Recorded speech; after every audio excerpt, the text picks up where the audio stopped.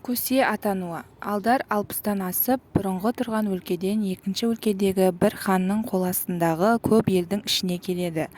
Ел алдарды құрметтеп, көрнекті орыннан қоныс беріпті. Көшіп кеткен өлкесінің тоналған байы, саудагері, ишаны, ханы бас құрып алдарды тауып, алтындарын қайтарып алмақ болады. 4 ханның нөкерлерінен сұрыпталып, алаяқ қудан елді құртқан сұмнан 60 кісі шығып, алдарды тауып келуге аттанады. Бұлар астыртын сұрау салып, елден елге өтіп, тұтқиылда бас салуға келе жатқанын алдар естіп, үйіне ауыл адамдарын түгел жинап, 7 қой сойып ас береді. Жақсылар, тұз дәм айдап орталарыңызға келіп, құрметтеріңізді көріп отырған қонақ едім. Таңертең әзір ел келіп, күн жарым өмірің қалды, қамыңды жаса деді. Қам дегенде ол дүниеге қазан ошақтың керегі болмас.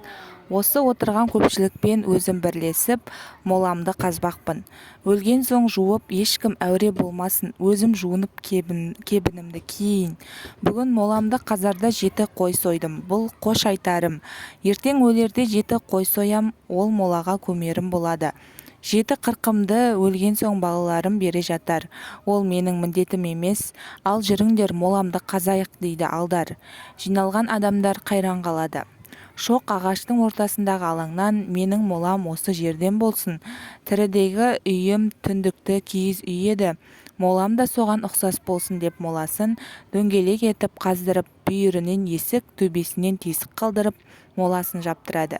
Түнде ішіне 10 күнге мол жеткендей ас сусын көп қылып, отын жинап, шақпақтас, түтік мақта, қалақ, көсеу кіргізіп қояды. Ертеңіне елді қайта жинап, 7 қой сойып беріп, қош айтысады. Киіп жүрген киімдерін қолынан үлестіріп, үстіне ақ кебін киіп, қатын баласына көрісіп, моласына кіреді. Енді аузын жауып, құрандарыңды оқып, қайта беріңдер дейді алдар. Ұзын аят оқылып, қатын балалары жылайды. Молдалар алдардың үйінде отырып құран шығарады. Артынан жетісін беріп жатқанда іздеп жүрген 60 жасауыл келеді. Бұларың не дейді? Алыстан келген адамдар. Бұл алдар деген ақ пейіл адам еді. Сол өліп жетісін беріп жатырмыз дейді жиналған жұрт. Қолымызға тірі түспей-ақ кетті деп десіп күңкілдепті қулар. Жүріңдер, мұның моласына барып көрейік, дейді біреуі. Өзгесі оны мақұлдап, бәрі молаға келеді. Төбесіне шығып тесікті көреді. Ой, Құдайдың құдіреті-ай, мынаның моласынан түтін шығыпты. Талай кісіні зарлатып еді, енді тозақта өртеніп жатыр екен. Бұл мұндардың моласына бір отырып кетейік деседі. Ал баста. Бірі төбедегі тесікке отыра бергенде қызып тұрған көсеу май құйрыққа быж ете қалады. Ернін тістеген күйі шалбарына оралып жүгіре түседі. Болдың ба, дейді кезекте тұрған бірі. Анау болса ернін тістеген күйі иегін тесікке қарай нұсқайды. Сосын құйрығын күйдірген екіншісі үшіншіге иегін көтереді. Сөйтіп бәрі де құйрығына күйген көсеуді бастырып, елге көріне алмай, атқа да міне алмай, бір көлдің басына келіп, аттарын сойып, үнем қылып, құйрықтары жазылғанша жатады да, тәуірленген соң сол елдің ханына келеді. Олар арызын айтып жатқанда үлде мен бүлдеге оранған бір бай ханның ордасына келіп кіруге рұқсат сұрайды. Жібекпен жабулап ат мінген кісіні хан өзі шығып қарсы алады. Төр алдындағы төсегіне отырғызып, шекер шербетін бере отырып келген жұмысын сұрайды. Құрметті Тақсыр хан, мен сонау алыстан келе жатқан көсеу деген бай едім. Әкемнен көп қазынамен бірге 600 құл қалып еді.